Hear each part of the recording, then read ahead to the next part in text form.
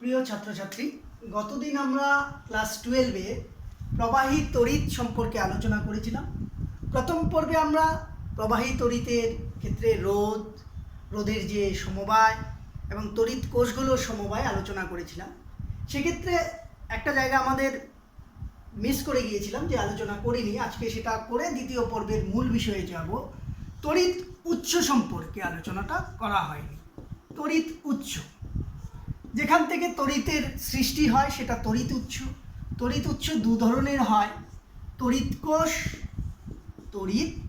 কোষ electric sell, আর হচ্ছে Dynamo. তো তড়িৎ কোষ হচ্ছে যেসব তড়িৎ উৎসের ক্ষেত্রে সচল যন্ত্রাংশ থাকে না, তারা হচ্ছে তড়িৎ কোষ, যেমন সাধারণ ব্যাটারি যেটা। আর ডায়নামো হচ্ছে যেসব তড়িৎ উৎসের ক্ষেত্রে সচল যন্ত্রাংশ থাকে, তারা হচ্ছে ডায়নামো। এবার তড়িৎ কোষকে আবার দুই ভাগে ভাগ করা যায়, প্রাথমিক কোষ বা প্রাইমারি সেল, আর একটা হচ্ছে গৌণ কোষ বা সেকেন্ডারি সেল। প্রাথমিক কোষগুলোর মধ্যে কি থাকে আমরা জানি, সৌর কোষ, যেগুলো পড়েছি ছোট ক্লাসের নামগুলো, সোলার সেল। আলোক তড়িৎ কোষ পরে পড়বো, এটা কোয়ান্টাম যখন পড়বো তখন আলোচনা করব আলোক তড়িৎ কোষ সম্পর্কে। আর হচ্ছে রাসায়নিক কোষ সম্পর্কে পড়েছি আমরা, রাসায়নিক কোষ। এইগুলো হচ্ছে প্রাথমিক সেল। এই রাসায়নিক কোষগুলোর মধ্যে কি কি বিভিন্ন উদাহরণগুলো আমরা জানি, সরল ভোল্টীয় কোষ,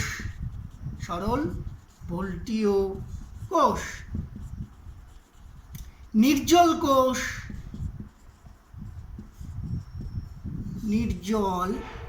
কোষ, এগুলো পড়বো আমরা।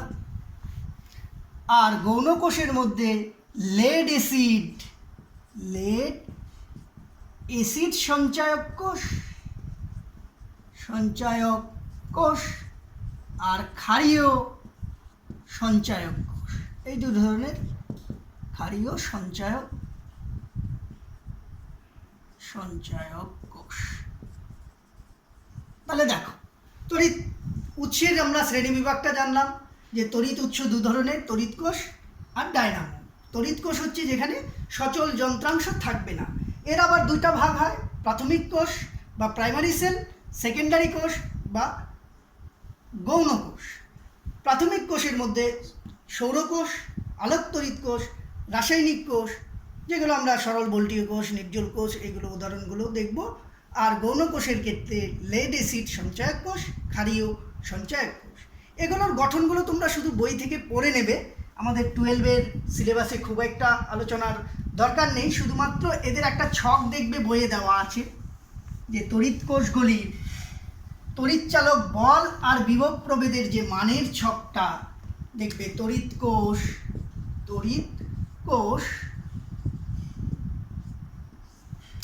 তড়িৎচালক বল আর বিভব প্রভেদ। তাহলে বিভব প্রভেদ হলে নষ্ট ভোল্ট কত, সেটাও আমরা জানতে পারবো, গতদিন আলোচনা করেছিলাম। তাহলে এক্ষেত্রে তোমরা পড়ে নেবে এগুলো। নির্জল কোষ, যেমন উদাহরণ একটা দেখাচ্ছি, নির্জল কোষের ক্ষেত্রে 1.5 ভোল্ট আর বিভব প্রভেদ হয় 1.45 ভোল্ট। তাহলে নষ্ট ভোল্ট কত হচ্ছে, 0.05 ভোল্ট হচ্ছে নষ্ট ভোল্ট। এই যে এইগুলো উদাহরণগুলো ছক থেকে নষ্ট। তাহলে উদাহরণ থেকে আমাদের সরল ভোল্টীয় কোষে কত, লেড অ্যাসিড সঞ্চায়ক কোষে কত, সেটা আমরা দেখে নেব। ঠিক আছে, এই হচ্ছে তড়িৎ উৎস সম্পর্কে আলোচনা। আরেকটা জায়গা বাকি ছিল, হচ্ছে কার্বন রোধক সম্পর্কে আলোচনাটা। এই দুটো জায়গা প্রথম পর্বের আলোচনায় আমাদের বাকি ছিল। কার্বন রোধক।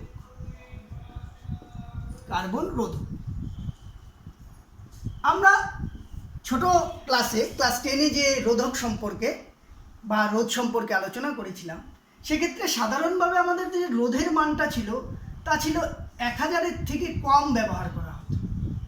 সাধারণ রোধটা 1000 ওহমের থেকে কম ব্যবহার করা হতো। তা ছিল সীসা বা তামা তৈরি হতো, বা তাদের সংকর ধাতু।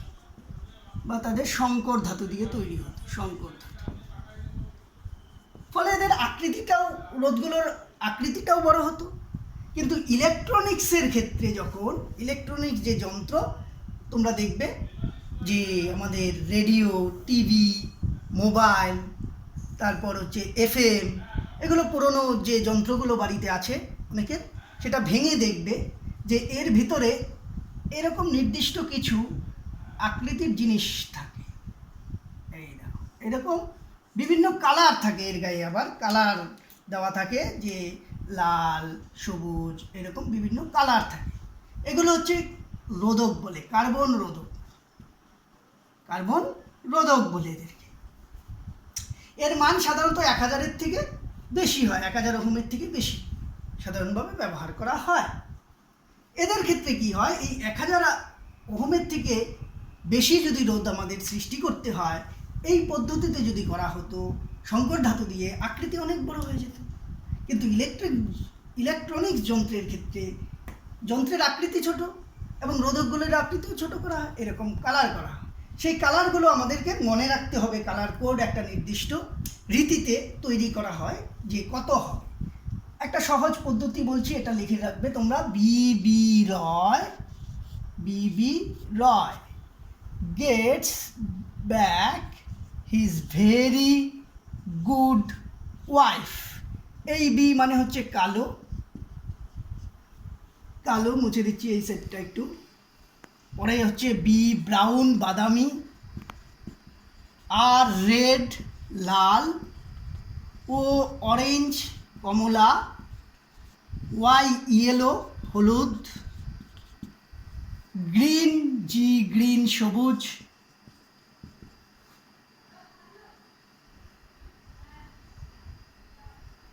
কালো বাদামি লাল কমলা হলুদ সবুজ, নীল ব্লু, নীল, ভি ভায়োলেট, ভায়োলেট হচ্ছে বেগুনি, গ্রে, জি হচ্ছে এই জি মানে হচ্ছে গ্রে মানে ধূসর, আর ডব্লু মানে হচ্ছে সাদা।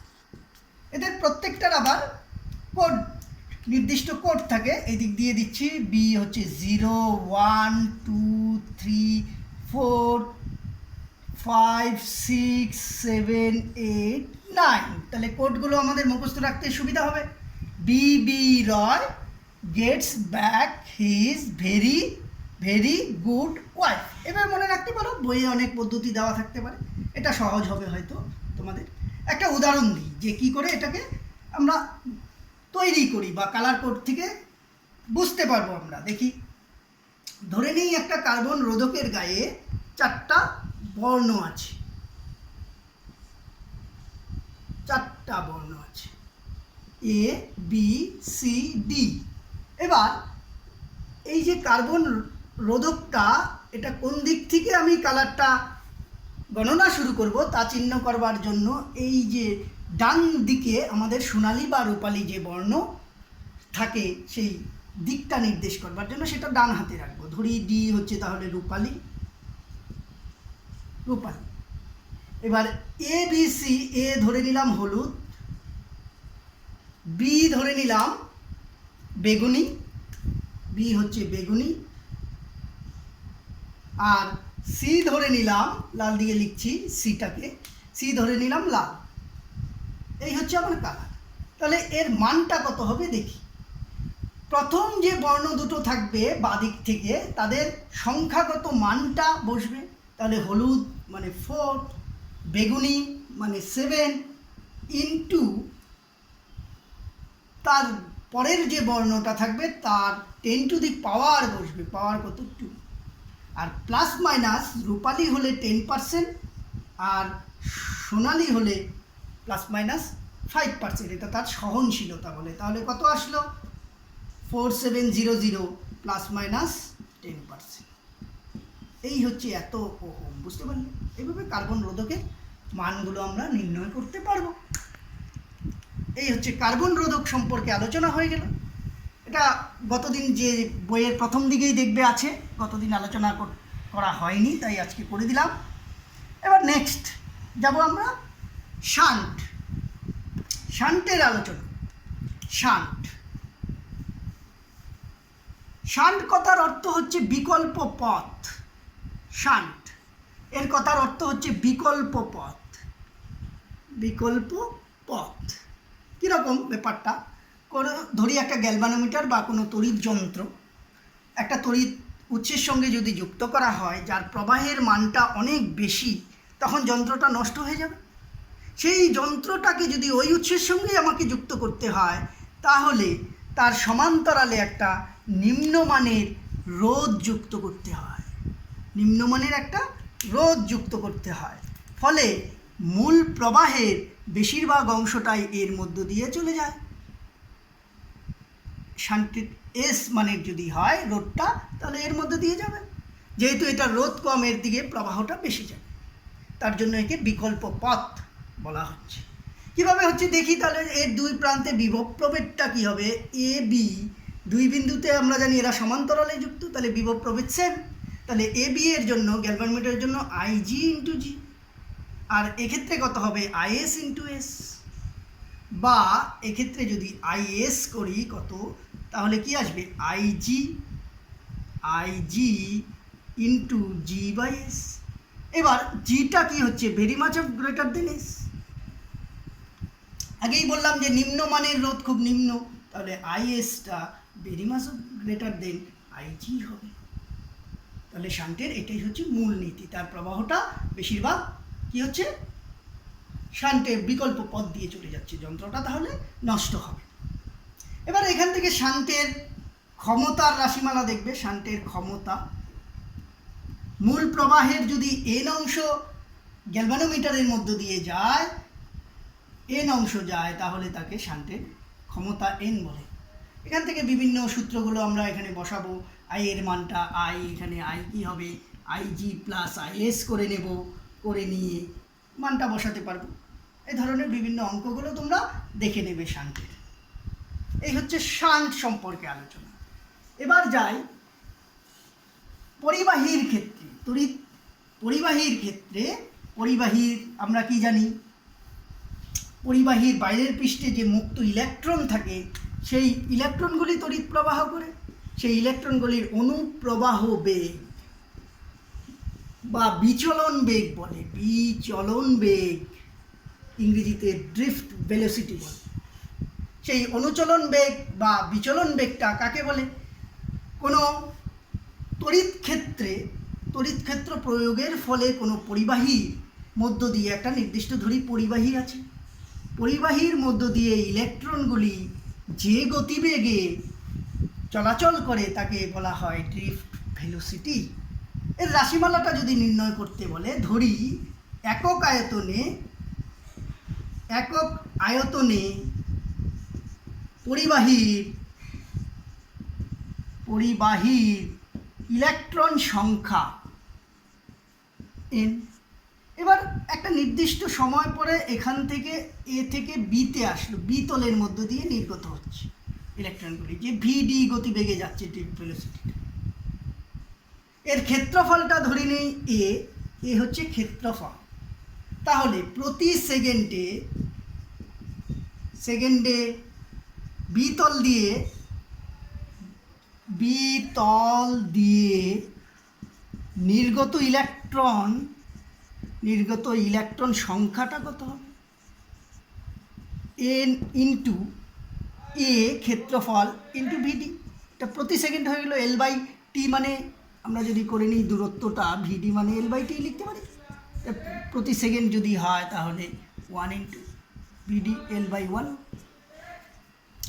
তাহলে নির্গত আধান কত হবে? নির্গত আধান,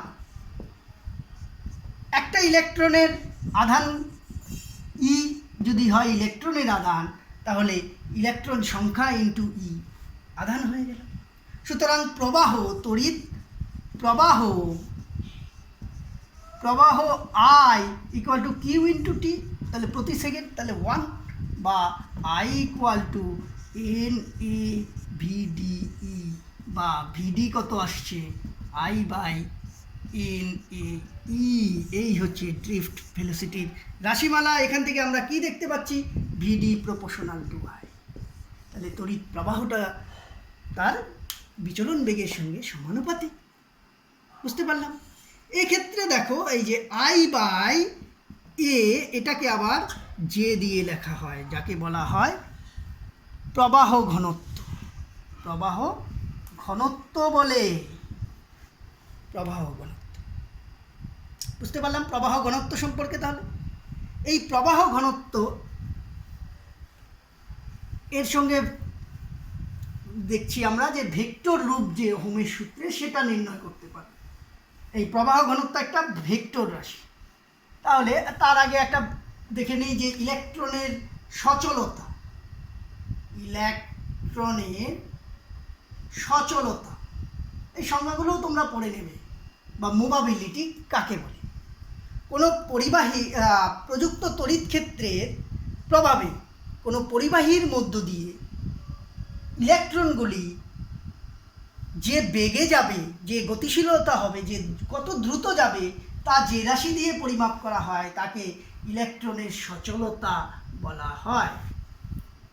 সচলতা মিউ দিয়ে লেখা হয়, মিউ ইকুয়াল টু আমার VD/E। তার মানে এখান থেকে যদি সংজ্ঞা লিখতে হয় E ইকুয়াল টু, যদি E ইকুয়াল টু 1 হয়, 1 হলে মিউ ইকুয়াল টু VD। তাহলে একক তড়িৎ ক্ষেত্র প্রাবল্য প্রযুক্ত হলে কোনো পরিবাহীর মধ্য দিয়ে ইলেকট্রন যে গতিবেগ লাভ করে তাকে ইলেকট্রনের মুভাবিলিটি বা সচলতা বলা হয়। এই হচ্ছে সচলতা। এবার যে বললাম প্রবাহ ঘনত্ব থেকে কি নির্ণয় করব, ওহমের সূত্রের ভেক্টর রূপটা দেখি। ওহমের সূত্রের ভেক্টর রূপ, ওহমের সূত্রের ভেক্টর রূপ, ভেক্টর রূপ দেখব। কোনো একটা পরিবাহী ধরে নিই যার দৈর্ঘ্যটা L, ক্ষেত্রফলটা A। তাহলে রোধ কত? রোধ হচ্ছে রো ইন্টু L/A। এটা আমরা জানি পরিবাহী রোধের। আবার আমরা জানি সিগমা পরিবাহিতাঙ্ক হচ্ছে রোধাঙ্কের বিপরীত, বা আর এর ইকুয়াল টু লিখতে পারি 1/σ L/A। দেখো বুঝতে পারছো? এবার তড়িৎ ক্ষেত্র প্রাবল্যটা পরিবাহীর মধ্যে যদি E হয় L দৈর্ঘ্যে, তাহলে E ইকুয়াল টু বিভব প্রভেদ V ইন্টু কী হবে, V ইকুয়াল টু হবে E ইন্টু L। জানি আমরা এদের সম্পর্ক, V equal to E into L। দূরত্ব দিয়ে গুণ করতে হয় তড়িৎ ক্ষেত্র প্রাবল্যকে। বুঝতে পারলাম? এবার বিভব প্রভেদ V ইকুয়াল টু আবার IR, V ইকুয়াল টু আবার হচ্ছে IR। তাহলে এই দুইজনকে যদি তুলনা করি ইকুয়েশন দুটাকে, তাহলে কি হবে, E into L equal to I into R। দেখো, বা E ইন্টু L, I এর জায়গায় মান বসাবো। I কি ছিল এখান থেকে দেখো, I ইকুয়াল টু JA। তাহলে JA আর আর এর মানটা এখান থেকে বসাবো 1/σ L/A। এ ক্যান্সেল, L ক্যান্সেল। তাহলে E ইকুয়াল টু আসলো I, কি আসলো, I/σ।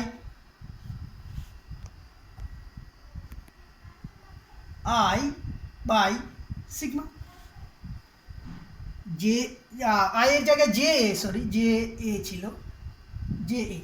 তাহলে J/σ, তাহলে J ইকুয়াল টু সিগমাই। এই জেও হচ্ছে ভেক্টর রাশি, ইটাও হচ্ছে ভেক্টর রাশি। এটাই হচ্ছে ওহমের সূত্রের ভেক্টর রূপ। V ইকুয়াল টু IR যেমন ছিল, যে প্রপোর্শনাল টু আমরা লিখতে পারি। দেখে নাও,